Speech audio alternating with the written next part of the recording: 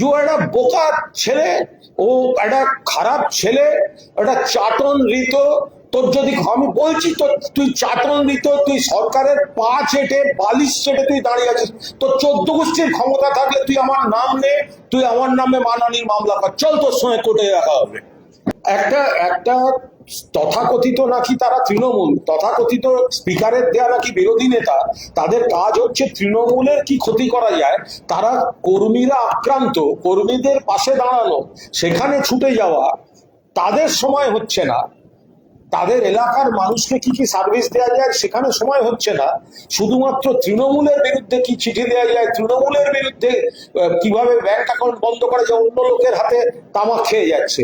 ওই পুতুল নাচের পুতুলের মতো অন্য লোক সুতো টানছে, আর এখানে ধেই ধেই করে ওই বুড়ো খোকা নেচে বেড়াচ্ছে। কালকে তো পালালো ওখান থেকে, কালকে তো ওখান থেকে পালালো বারুইপুর থেকে, পুলিশ পিঠে হাত দিয়ে ঠেলতে ঠেলতে নিয়ে গেল।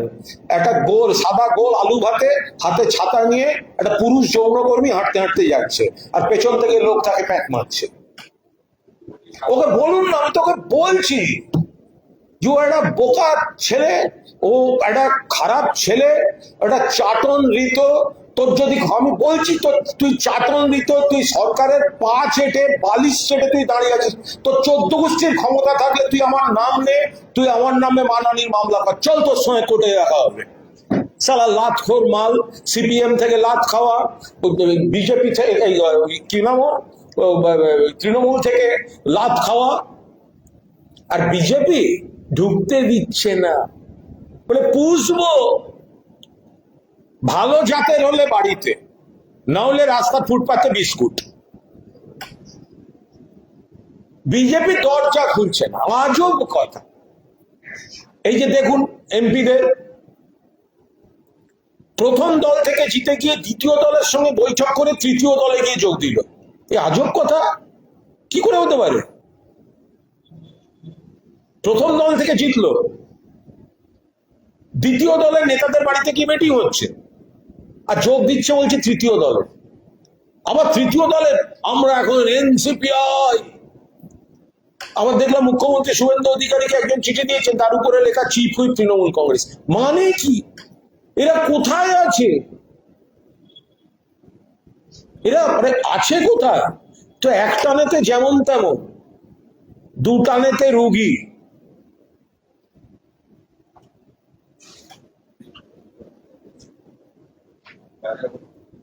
তিন টানেতে ঘুরে ঘুরে আমরা দলত্যাগী, এরকম একটা কিছু আসবে আর কি।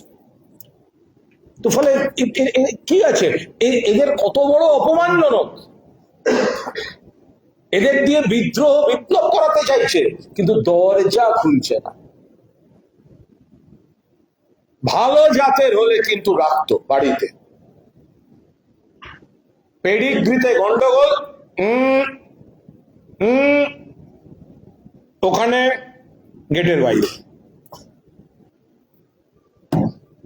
তুই ওই 91 পাতা তুই রোজ পড়, রোজ 10 পাতা পাঠা মমতা বন্দ্যোপাধ্যায়কে। আর তুই যা যা বলেছিলি সেগুলো আমি রোজ সকালবেলা, তোর ভিডিওর ফুল কালেকশন আমার কাছে আছে, সেগুলো আমি শুভেন্দু অধিকারীর পার্সোনাল ইয়েতে আর অমিত শাহের পার্সোনাল হোয়াটসঅ্যাপ, এবার আমি তোর ভিডিওগুলো পাঠাতে থাকবো। ঘুম থেকে উঠে রোজ দেখবে তুই কি কি বলেছিস। শুয়োরের নাতি।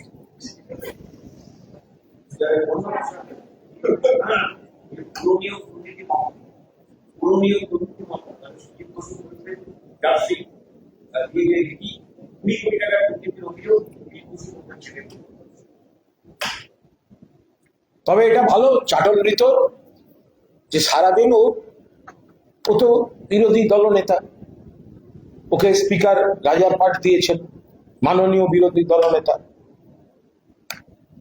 এবার ওই বালিশ চাটার সিনটা তো ওই কাদার মধ্যে শুয়োরের নাতিরা যেরকম ওই কাদা চাটে, জঞ্জাল চাটে, সেই সিন।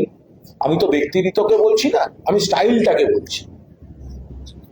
কাদার মধ্যে দেখবেন যখন আবর্জনা নোংরা আস্তাকুল শুয়োর যেরকম চেটে খায়, তো ওইভাবে যদি কেউ চাটে আর ভিডিও করে তো কি হবে ওর? কিন্তু নাদুস নুদুস গোলগাল চেহারা, ঠিক আছে, তবে ওর এত কিছু করার পরও যে দিনের শুরু থেকে শেষ ও আমার নাম জপে যাচ্ছে আর কোথায় কোথায় কি কি বলছে সেগুলো আমার কাছেও খবর আসে, ভালো করুক না, আমার কোনো সমস্যা নেই, ও চালিয়ে যাক আর 91 পাতা মুখস্থ করুক, এবং তারপরেও নজির রাখুক যার বুকে এত যন্ত্রণা থাকে, দলের ওপর অভিমান থাকে, তারপরেও সে কিন্তু দলটা বদল করে চলে যায় না। শুধু বিজেপির কথা বলছি না, বিজেপিতে আমার যথেষ্ট বন্ধু বান্ধব ছিল, দল বদল দূরের কথা, একটা সেন্ট্রাল কমিটিও নেয়নি কুণাল ঘোষ। আমার বেলের পর যখন আমাকে টেলিফোন অ্যাডভাইসারি কমিটি দেওয়া হয়েছে, আমি কমিটিটাও নিইনি, কিন্তু দল বদল তো পরের কথা, যাতে কোনো ভুল বোঝাবুঝি না হয়, আমি কমিটিটাও নিইনি। আমার আর এক দাদা সোমেন মিত্র যখন পিসিসি প্রেসিডেন্ট, সোমেনদার সসম্মান সস্নেহ আমন্ত্রণ ছিল, আমি যাইনি। আরে আমার কাছে প্রায়োরিটি তো, আমি সাংবাদিকতা করেছি, রাজনীতির সঙ্গে একটা ভালো সম্পর্ক থেকে গেছে, আছি যখন এত কিছু হয়েছে আমি দিদির সঙ্গে থেকে যাব, তার মানে এই নয় যে বাকিদের সঙ্গে সম্পর্ক খারাপ, আর আমাকে বেঁচে থাকতে গেলে দলে ঘুরে ঘুরে ঘুরে ঘুরে রাজনীতি করতে হবে, দলের ধান্দাবাজি করে করে করে করে এই দলের এই দোকানে ওই দোকানে ওই দোকানে করতে হবে। আমার একটাই আফসোস হচ্ছে, সন্দীপন শাহ ছেলেটা ভালো ছেলে ছিল, এখন একটা পথ সঙ্গে পড়ে কিছু ধান্দাবাজের পাল্লায় পড়ে ছেলেটা খুব, এটা আমার খারাপ লাগছে।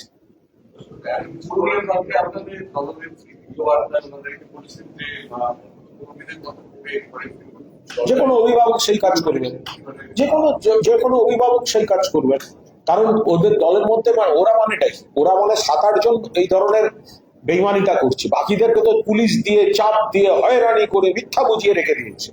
তারা তো ফিরতে চাইছে, তারা তো অনেকে মমতাদির সঙ্গে যোগাযোগ করছেন, আমাদের সকালের সময় অনেকের যোগাযোগ আছে, তারা হয়তো চাপটা কাটিয়ে বেরোতে পারছেন না।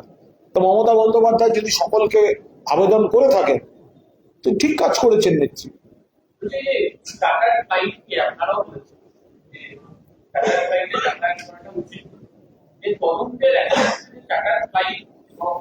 এই ডিটেল আমি কিছুই জানি না, কিছুই বলবো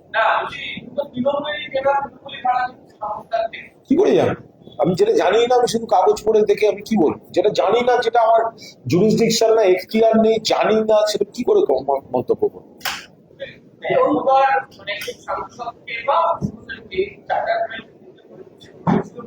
সেটা এক জিনিস নিয়ে তার রোজ উত্তর দেওয়া যায় না, যেদিন আবার ওটা নিয়ে মুড হবে সে জিজ্ঞেস করতে হবে না, নিজে ঢুকে